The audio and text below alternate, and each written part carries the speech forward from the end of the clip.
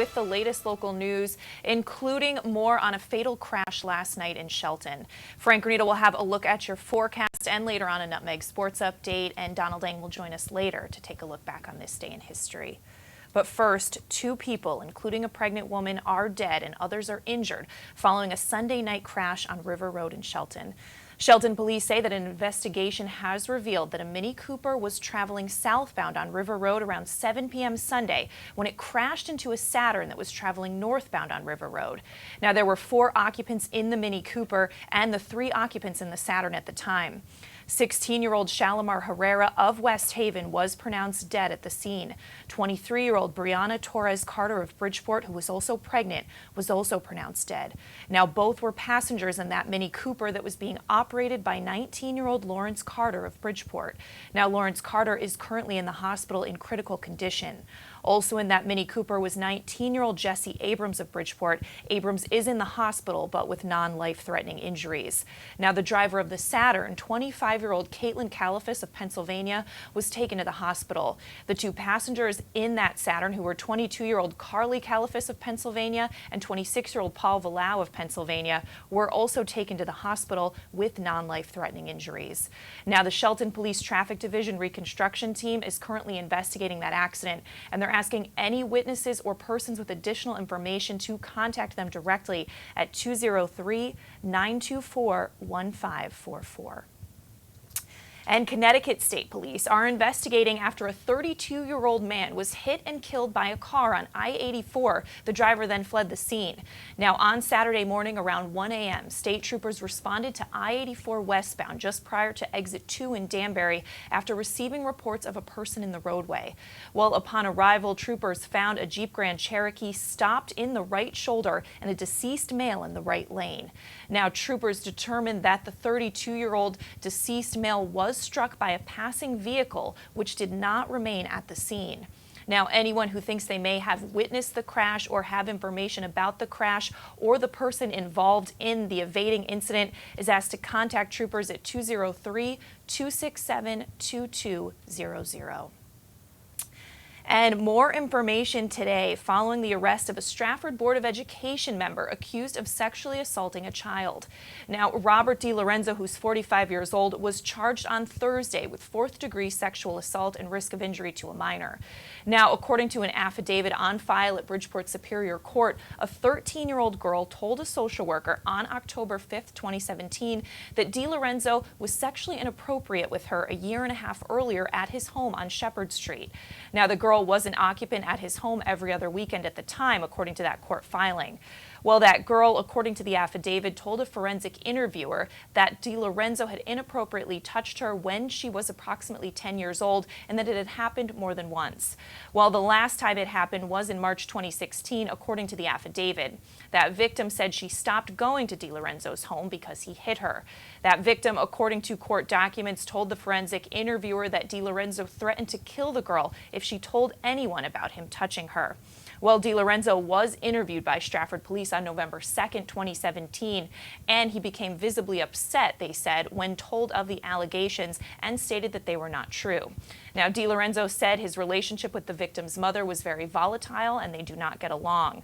DiLorenzo also said that the accuser got in trouble because she used his debit card without permission and caused some checks that he made out to pay bills to bounce. Now, Stratford Board of Education Chairman Eric Lazaro said Friday in a statement that the board has spoken to the individual and considers it to be a private family matter. Lazaro went on to say, "We will be following the judicial process and pending the outcome of the trial will determine what action, if any, we will take," Lazaro said. He said at this point, DiLorenzo has the full support of the board. Well, Superintendent Janin Robinson had no comment when contacted on Friday. You can get more on that story at StratfordStar.com. And in Ridgefield, a Danbury man was arrested for possession of marijuana with intent to sell and possession of marijuana greater than 1/2 of an ounce on North Salem Road around 5 p.m. on Friday, March 23rd. Now, Ridgefield police say 26-year-old Anthony Dino had been a subject of an investigation by the department's detective division. Well, he was held on a $25,000 bond until his court date on Monday, March 26th, where he entered a not guilty plea to all 3 charges in that court arraignment. Well, it was not immediately immediately clear whether Dino was arrested at a residence or from a motor vehicle. A request for comment on the case from the Ridgefield Police Department did go unanswered, according to the Ridgefield Press. Dino is being held in police custody after his bond was reduced to $5,000. He was due back in court on April 13th. And in other news, U.S. Senator Chris Murphy visited Trumbull's Stern Village Senior Housing Complex Friday morning, touring the assisted living facility and meeting with a few dozen residents for a discussion on topics that included highway tolls, health care, and prescription drug costs, as well as gun violence. Well, here he is speaking a little bit more about gun violence in the area. Take a look. Obviously we care about it in Connecticut because we had this awful thing in Sandy Hook, but I care about it because it's just a unique issue in the country where 97% of Americans have made up their mind and Congress won't do what they want. It's really amazing. The idea is pretty simple. If you buy a gun in this country, you should get a background check. You should prove that you're not a criminal. And every gun owner that I talk to supports that. And so I'm working hard on it because we have 20 times the rate of gun violence in this country compared to other industrialized countries, and it's not right. Kids fear for their life every day in Haven and Bridgeport because of the gun violence in those cities. And as we're thinking about Martin Luther King dying 50 years ago this week, he said that injustice somewhere is injustice everywhere. And well, you may be safe and free from harm here. Just down the street in Bridgeport, there are kids walking to school every day not knowing whether they're going to get shot. And we got to change that. Now, Senator Murphy also visited Ridgefield last Friday, and you can find out more about that visit at theridgefieldpress.com. Well, in other news, trout season officially opens April 14th, but the Fairfield Police Athletic League held its traditional children's derby on Saturday at Gould Manor Park. Well, families and children ringed the pond in the hopes of catching one of the 361 trout that are stocked there by the police. Well, Officer Scott Sedura coordinates the fishing derby. Take a look. 3, 2, 1, fish! Hey, we're gonna fish. It's good. We get us out. The police. We like to interact with the community. It shows that we're people too. And the kids love it and they enjoy it, and we get to talk and converse with them and help them out fishing, and it's a really good time for them. Now you can see more on the Fairfield Fishing Derby this Thursday at 1 p.m. on Yankee Fisherman. But all right, let's take a turn now. Throw it over to Frank Granito for a look at your forecast. Frank. All right, thank you, Kate. Chilly out today. Temperature is around 46, but it's going to feel a little colder than that as well, with wind gusts up around 12 miles per hour. Mostly cloudy right now, but we should see that make way for some afternoon sunshine. But cloud cover will increase again in late evening and overnight. Could see a little bit of snowfall overnight and into tomorrow morning, but hopefully no accumulation as it has been warm enough the past few days that it shouldn't stick on the ground. Early mixes of rain and snow tomorrow should break by the midday. We could see passing showers coming back in the later evening as it'll be on and off precipitation with temperatures around 44 tomorrow. Wednesday, though, hopefully this is where spring starts to take a turn for the better. Temperatures up above 50 degrees, mostly sunny skies, and it will look to continue getting warmer down the back stretch of the work week. That'll do it for this weather update. For now, we send it back over to Kate. So much, Frank, and we're going to step out for a break. Come back. Donald Ang has your look back on this day in history. Frank has your Nutmeg Sports Update, and there's more local news after this.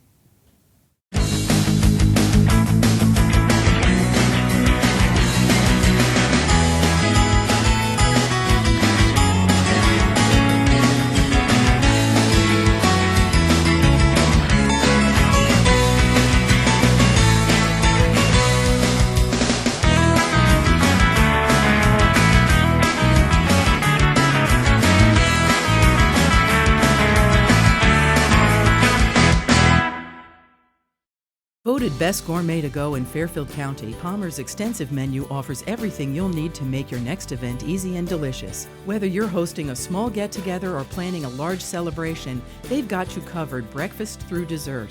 Order online at palmersdarien.com or call 203-655-2077.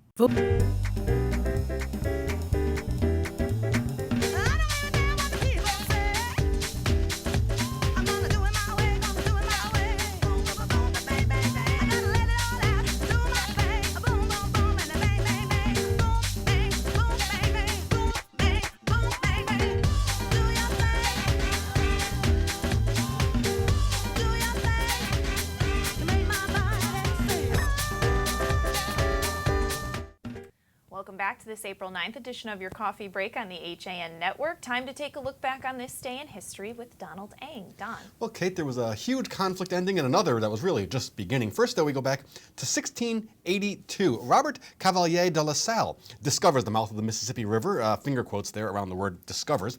He claims it for France and then names it Louisiana after the Sun King, Louis XIV. Now, you may not realize just how much land he's actually declaring his there in the painting. La Salle claimed all the land that drained into the Mississippi and all of the land that drains into all of the Mississippi's tributaries. So essentially, in one document, he is declaring everything from the Great Lakes to the Gulf of Mexico, from the Appalachians to the Rockies, belongs to France. That's about 900,000 square miles, or more than the area of France, Spain, Germany, Poland, Italy, and the United Kingdom combined. 1865, during the Civil War, at the end of the Civil War, Robert E. Lee surrenders the Army of Northern Virginia to Ulysses S. Grant, effectively ending the war. The surrender took place at the home of Wilmer McLean, the most coincidental bystander in American military history. McLean had been a grocer in Manassas, and in the lead-up to the First Battle of Bull Run, a Union cannonball ripped through his kitchen. Then his house was transformed into a hospital and POW camp after the Battle of Bull Run. Now, McLean moved his family 149 miles to Appomattox to get away from the war, and, as luck would have it, the final battle of the war took place basically in his backyard. Following the surrender, souvenir-seeking soldiers, including George Custer, ransacked his house for the desks and all the furnishings you see there. 1942, 76,000 American and Filipino troops surrendered to the Japanese on the Bataan Peninsula in Luzon, Philippines. That's the largest surrender of U.S. troops since the Civil War. Following the surrender, the prisoners were marched about 60 miles to a POW camp. Estimated 500 Americans and as many as 18,000 Filipinos may have died along the route of what we now call the Bataan Death March. 8 Japanese generals would later be tried and executed for war crimes related to the treatment of the Bataan survivors. Finally, now we go all the way back to 1965, the beginning of an era for this. Behold the Astrodome, home of the Houston Astros, the most complete and magnificent sports palace ever conceived by man, and built with but one thought in mind: utmost comfort and enjoyment for the fans. Located just 7 miles from the heart of Houston, easily accessible, and with parking for 30,000 cars, the Astrodome is the ultimate answer to Houston's variable weather, either summer or winter. Of course, now is the opening of the Houston Astrodome in Houston, Texas. Mickey Mantle got the first hit in the dome in an exhibition game on this day. When it opened, the roof had lucite panels which were painted over due to the glare. This then led the grass on the field to dying and necessitated replacing it with plastic grass, what we now call AstroTurf. The Houston Astros baseball team, which the Astrodome was named after, actually was formed as the Houston Colt 45s in 1962, changed their name in '65 in honor of NASA opening the Johnson Mission Control Center in Houston earlier that year. That is your look back in history for today, April 9th, and I'm Donald Eng. All right, thanks so much, Don. Well, in other local news, the AP reports that a Connecticut fire chief has proposed cutting funding for a volunteer department that recently showed up to a fire with no water in its truck. Well, Torrington Fire Chief Gary Brunoli proposed the cut as an alternative to laying off a paid firefighter. Now, he says reductions will be necessary under the budget as currently proposed, and last week he told the city's Board of Public Safety that he cannot count on the Torrington Volunteer Department. Well, a commissioner with the Torrington Department, Gary Del Monte, tells the Republican American that the young volunteers aren't getting sufficient training from the city. He acknowledged that the department did show up to a fire scene with an empty tanker back in March, noting that they had been advised not to store water in the vehicle during the winter. And in other news, ospreys have returned to Connecticut for the nesting season, and if trends continue, well over 400 pairs will successfully raise young birds here and then send them on their way in 2018. Well, with the season about to start, the Connecticut Audubon Society is putting out a call for new volunteers.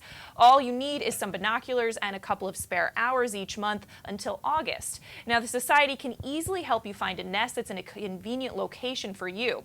Now, the Audubon Society has lost a number of volunteers who have either moved on to other interests or to other parts of the country, so they need roughly 100 new volunteers to ensure that this season will be a success. Well, you can please email their Osprey Nation coordinator, Melina Giamidis, to let her know if you are interested in becoming a volunteer. And that email address is just osprey@ctaudubon.org. Volunteers will also visit their assigned nests once every 2 weeks for 15 to 20 minutes to take notes on what they observe and to submit their observations to be recorded into the Audubon's database. And in other news, in their 6th annual St. Baldrick's event on Saturday, Darien fire departments and other participants raised about $60,000. Approximately 60 participants volunteered to have their heads shaved for the cause, and the event drew about 150 people. Well, St. Baldrick's, a fundraiser for children's cancer research, offers participants the opportunity to shave their heads in exchange for donations. Well, last year, the event at the Darien Fire Department was the 3rd biggest in the state. That event was held at the Darien Fire Department, followed by an event at Center Street Public House. Much more on this year's event at DarienTimes.com.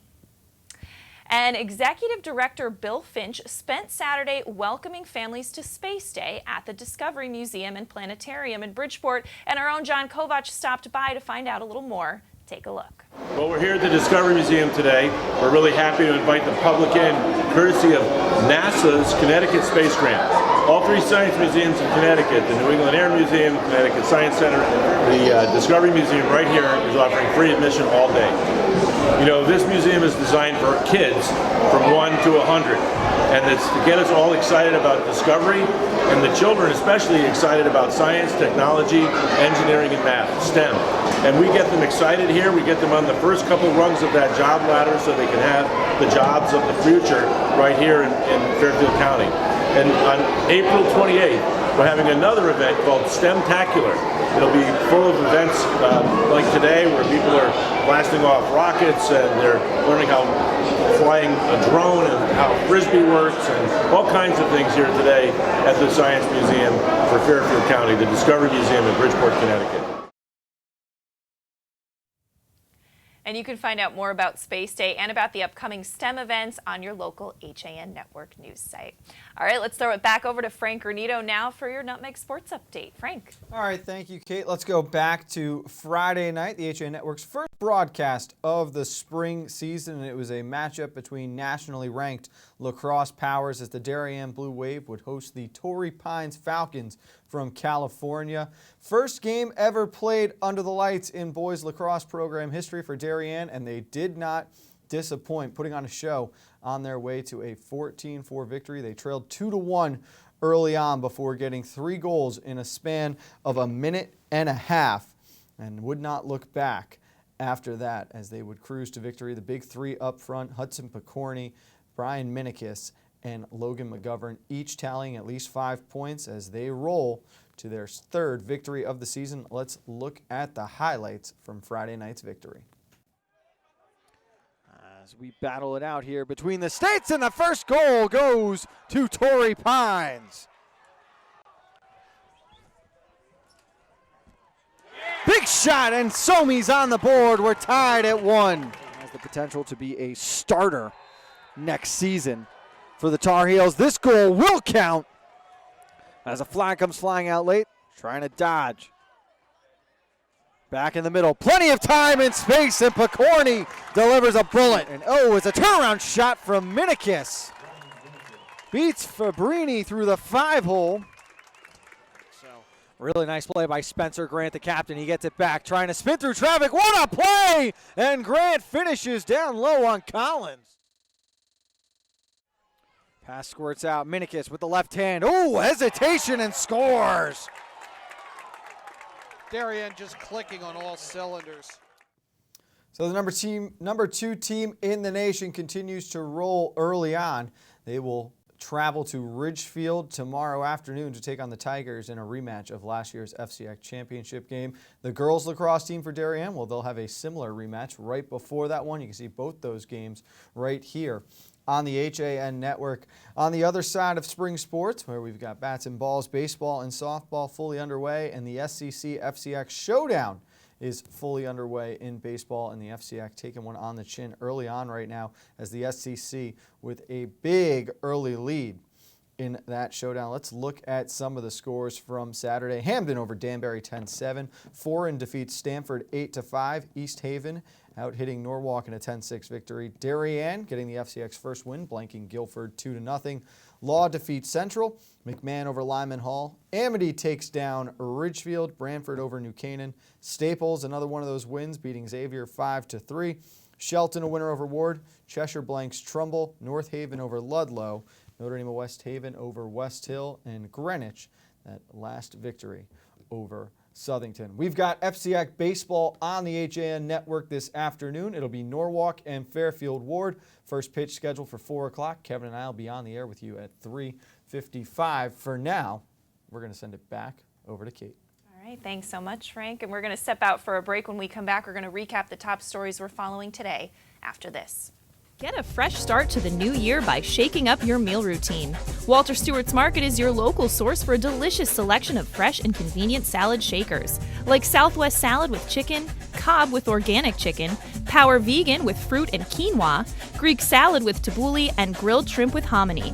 Grab one from our salad case or order from our deli today. Walter Stewart's Market, 229 Elm Street, New Canaan, or shop online at stewartsmarket.com. Dr. Stephen Molinaro and Peter Healy of Family Practice Dentistry and Laser Dental Care have served Ridgefield for over 22 years. Experienced staff offer gentle drillless techniques, preventative care, and cosmetic procedures in a relaxed environment. Grateful for the community's trust and support through the years, new patients and their families are welcome. Call today. I've had Newtown Savings Bank my whole life. You don't have to worry about talking to a machine. You're talking to real people. You're getting real help. I'm banking local, and I'm loving it. Now teeing off, Paul Miller from Miller Nissan in Fairfield.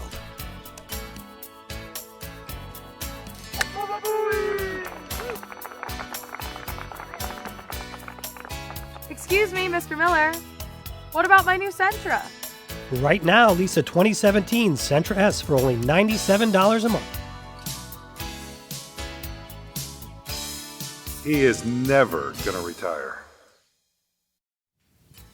Welcome back to this Monday edition of your coffee break on the HAN network. I'm Kate Czaplinski, recapping some of the top stories we're following today.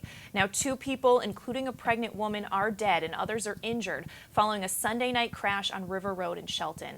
Shelton police say this morning that an investigation has revealed that a Mini Cooper was traveling southbound on River Road around 7 p.m. Sunday night when it crashed into a Saturn traveling northbound on River Road. Now, there were 4 occupants in that Mini Cooper and 3 occupants in the Saturn at the time. Now, 18-year-old Shalimar Herrera of West Haven was pronounced dead at the scene, and 23-year-old Brianna Torres Carter of Bridgeport, who was pregnant, was also pronounced dead. Well, both were passengers in that Mini Cooper that was being driven by 19-year-old Lawrence Carter of Bridgeport. Now, Lawrence Carter is currently in the hospital in critical condition. Also in the Mini Cooper was 19-year-old Jesse Abrams of Bridgeport, and Abrams is currently in the hospital with non-life-threatening injuries. Now, the driver of that Saturn was 25-year-old Caitlin Califas of Pennsylvania. She was also taken to the hospital. The 2 passengers in the Saturn were 22-year-old Carly Califas of Pennsylvania and 26-year-old Paul Villau of Pennsylvania. All were taken to the hospital, but with non-life-threatening injuries.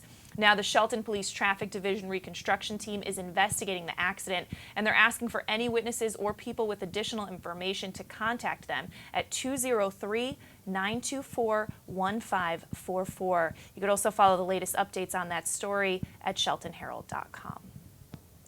And Connecticut State Police are investigating after a 32-year-old man was hit and killed by a car on I-84. The driver then fled the scene. Well, on Saturday morning around 1 a.m., state troopers responded to I-84 westbound prior to exit 2 in Danbury after receiving reports of a person in the roadway. Well, upon arrival, troopers found a Jeep Grand Cherokee stopped in the right shoulder and a deceased male in the right lane. Well, troopers determined that 32-year-old deceased male was struck by a passing vehicle or vehicles, which did not remain at the scene. Well, anyone who thinks they may have witnessed the crash, have information about the crash, or thinks they may have any information about the evading vehicles or operators are asked to contact state troopers at 203-267-2200. And more information today following the arrest of a Stratford Board of Education member accused of sexually assaulting a child. Well, Robert DiLorenzo, 45 years old, was charged last Thursday with 4th-degree sexual assault and risk of injury to a minor. Now, according to an affidavit on file at Bridgeport Superior Court, a 13-year-old girl told a social worker on October 5, 2017, that DiLorenzo was sexually inappropriate with her a year and a half earlier at his home on Shepherd Street. Well, the girl was an occupant at his home at the time every other weekend, according to that court filing. The girl told a forensic interviewer that DiLorenzo had inappropriately touched her when she was approximately 10 years old and that it had happened more than once. Well, the last time it happened was in March 2016, she said. The victim said she'd stopped going to DiLorenzo's home because he hit her. Now, that victim, according to the affidavit, told the forensic interviewer that DiLorenzo threatened to kill the girl if she told anyone about him touching her. Well, DiLorenzo was interviewed by Stratford police on November 2nd, 2017, according to that court filing, and police said he became visibly upset when told of the allegations and stated that they were not true.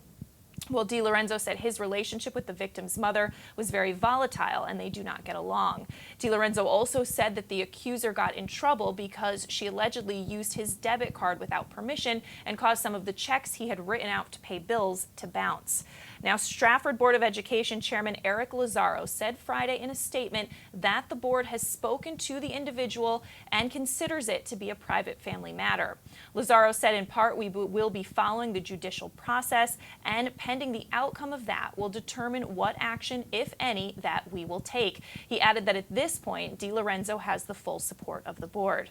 Now, Superintendent Janet Robinson had no comment when contacted on Friday. More on that story at StratfordStar.com.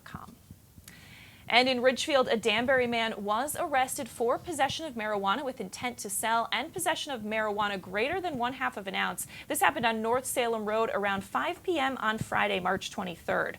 Well, Ridgefield police said that 26-year-old Anthony Dino had been the subject of an investigation by the department's detective division.